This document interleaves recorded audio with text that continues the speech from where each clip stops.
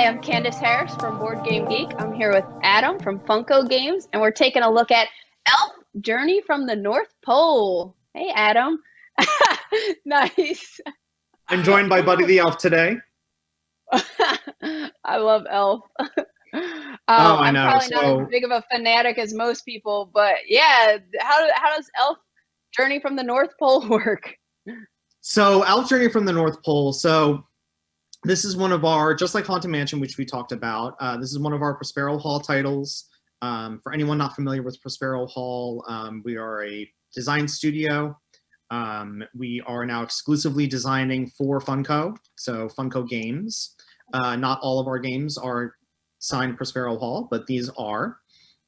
And so this one is definitely a family game, plays a good number of players. It is fun and chaotic, just like the movie. So we always go for those signature moments in a movie. And so this one, if you're familiar with Elf, the movie, there is a scene where Elf starts traveling around to all these different locations, trying to get to New York City. And that's the story of the game. So you are Buddy, and you're trying to visit all these different locations while ending up in New York City so that you can meet your dad. So every player has these secret goal cards that show you which locations you're going to get points for if you get Buddy to visit. So there's the Candy Cane Forest, there's Animal Friends, there's the Gumdrop Village, all these iconic locations, and then at the end there's New York City.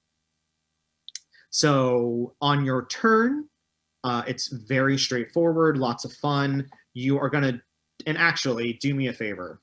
So the two white stacks of cards, which are the path cards, can you just mess those up so they're a pile? Yes. Perfect. Yeah, nice big messy pile, please. Perfect. So, nice and easy. So you're going to start at the North Pole. On your turn, you're going to start laying these path cards. So if you want to show off some of these path cards, you'll notice that there are those dotted squiggly lines that travel all over the place, cause some chaos, with an arrow at the end.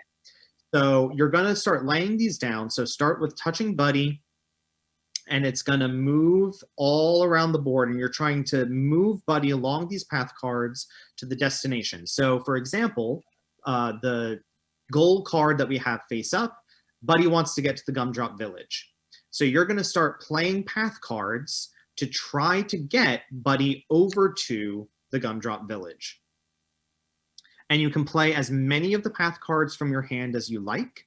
So let's just keep going. Let's just try to lay them. The only rule when you lay a card is that the start of the squiggly needs to end on the arrow of the previous squiggly. And I think that's the technical term, the squiggles. Yep, perfect. And then you have one more, so you can get them a little bit closer to the Gumdrop Village. Perfect. And now Buddy's going to move along that path, and do me a favor and actually trace along the entire squiggle path, because that's part of the fun of it. Yeah, perfect. little loop-de-loops. Excellent. So now the next player gets to go. Well, at the end of your turn, you draw two cards. You draw two more cards from the pile that we created. Perfect. And these cards are face up, but the goal cards are secret. So we all know what path cards everybody has, but the goal cards you keep under your hat. Which, by the way, if we didn't show it off, the game box is shaped like Buddy's hat, and even has a flocked feather. So the feather is actually that like gorgeous flocking material. Oh, awesome. So, anyway, very fun. Very cool. Very cool. So the next player would get to go, and let's take a peek at the next player's goal card, see where they want to get Buddy. So they want to get Buddy to completely different places. So let's try to get them to the Norwal. So the Norwal pal, yep, that's that purple whale with the horn sticking up. So now they're going to lay their path cards, and again, as many as they want, to try to get Buddy to the Norwal.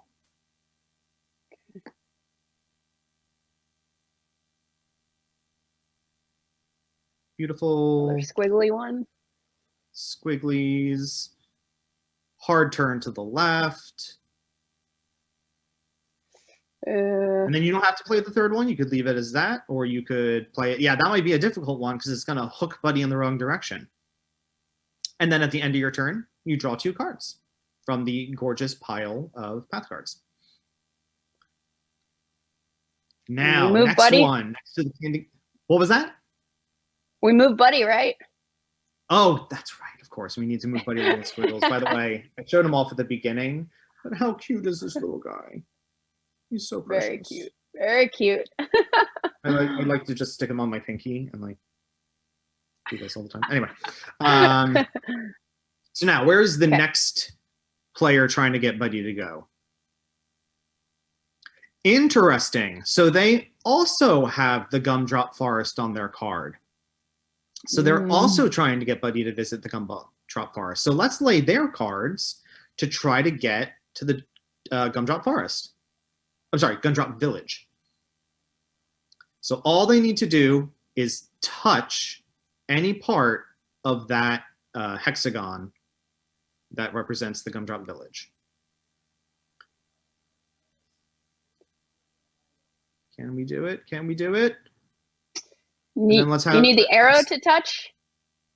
I believe so. Let me see how specific this needs to be. So Nikki, maybe you could swap the first 2. Kind of use one of the straighter ones, and then curve into it. Maybe not quite. For the sake of demonstration, that's close enough. So we're gonna take the hex for the Gumdrop Village, and because this is the first location that was scored, if you notice along the top of this snowflake pattern board, there are these little grooves cut out with the number of stars. So you can see the first 2 are 3, the second 2 are 2, and the last 2 are 1. That's how we score. So we're going to put the Gumdrop Village in the first 3 stars. Keep rotating. It's above the Candy Cane Forest. Yes. Perfect. So now at the end of the game, anyone who had the Gumdrop Village on their goal card is going to score 3 points from that location. So, although it's competitive, you're trying to get Buddy to where you want him to go, you might be helping other players too. Interesting. So at the end of your turn? Yes. And so there are 7 locations, but only 6 of them are going to score points. So the last location that doesn't make it onto the score tracker will score 0 points if it's on your card. So now let's talk about some of the other places we can go. So, we have those 7 locations around the board. So that would be, well, I'm not going to list them all, but we talked about Norwal Pal, Gumdrop Village, Candy Cane Forest, and there's a few others. So now let's have the next player try to interact with one of those gingerbread men. Yes. Okay. So let's just futz with it a little bit. Yeah, good. Sure, yeah. Squiggles, corner. And let's just cheat. Let's just rearrange it. Yeah, perfect. There it is. So if you interact with the gingerbread man, you get that gingerbread man tile, and it's worth either 1 or 2 points at the end of the game. And that's a secret for you. Ooh. So you've earned that. And now let's try to interact with one of the other locations. So in addition to the gingerbread men, there is also the maple syrup. So you see that there's 2, and one we actually passed through already. Oh, yeah. Yep, there's 2 maple syrup locations. And when you interact with one of the maple syrup locations, you get to draw an extra path card, which you can use that turn. Cool. And so you can see that we're starting to cover this board with all kinds of crazy paths. The paths can overlap previous formed paths. So this journey all the way to New York City is gonna look like chaos at the end, which I think is perfect for this movie. Just complete fun. Totally. Yeah, forming the whole path. So now let's talk about the ice flows. Perfect. So we have Buddy on one of those 2 ice flows. They're on the far ends of the board. If you want to, you can lay your next path card touching the other ice flow. So there's a little itty bitty arrow on the one, so that kind of shows that they connect to each other. Yep. Gotcha. So you can have Buddy continue onto the other side of the board. The path cards can go off the board. They can go anywhere around the table.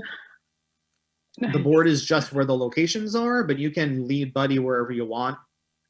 The game ends when either somebody gets to New York City, and then everyone calculates their total. So down at the bottom of the board, there's a little snow globe that represents New York City.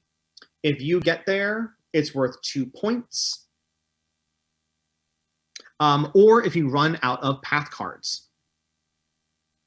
Okay. And so let's just take let's show off how scoring works. So let's take all of those hex location tiles and just distribute them randomly around the scoring at the top.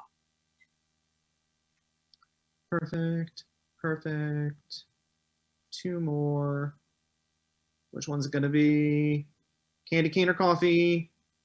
Candy cane. Candy cane. So coffee would score 0 points. So if you had coffee on your board, so sorry, not worth any points. So let's look at this first player. Let's see how many points they got. So that was the one on the bottom right. So they have the Gumdrop Village, which scores 3. They have the Cool Snowman. He scores 2. And then they have Coffee, which scores nothing. So they would end with 5 points. Okay. Same with the player to their left. So they had Norwal, that's worth 2. They have the Forest Pals, which is worth 3, and the Snowman, which is worth 2. So they would have 7 points. And then if they got any Gingerbread Men, that's worth extra points. If they got to New York City, that's worth extra points. Yeah, so you can see it's just chaos. It's mayhem. Yeah. We start with a pile of cards and we end with a pile of cards. Right. So yeah, you can kind of share. It's not necessarily cooperative, but right. You do share ways to get points.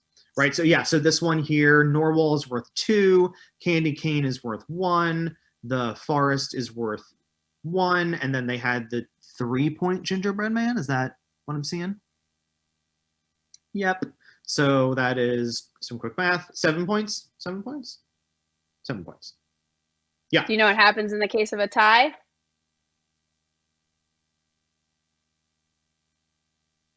Tell me. Oh, you're asking me. I thought you were gonna. Oh yeah, say. yeah. Sorry. I was like, I couldn't tell if you were thinking or. Oh yeah, no. I'm curious. So in the case of a tie, it's the person who has the most gingerbread men. So that might be one thing that you're trying to go for. So yeah. How many players can play Elf Journey from the North 2 Pole? to 4 players, ages 8 and up. Okay. And this will be available at Target. Oh, so sorry. Oh, so it'll be it's available at Target. Pre-order link is in the BGG listing, so you could reserve your copy now. Get it for the holidays. Yes. There's a question in the chat on whether or not this is based solely on the movie, or is it also based on the Elf musical and the animated movie, or is it kind of a blend? So this is based on the Will Ferrell movie. And yeah, it's based specifically off that scene where he's traveling and visiting all the locations. Oh my gosh, he just rolled off the screen. That was so cute.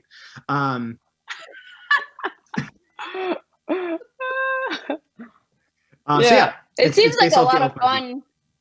Mm-hmm. Yeah, it seems like a lot of fun, like great family game, lots of little chaos, and I think the board is very thematic, and I love all the different holiday elements you guys added artistically to it.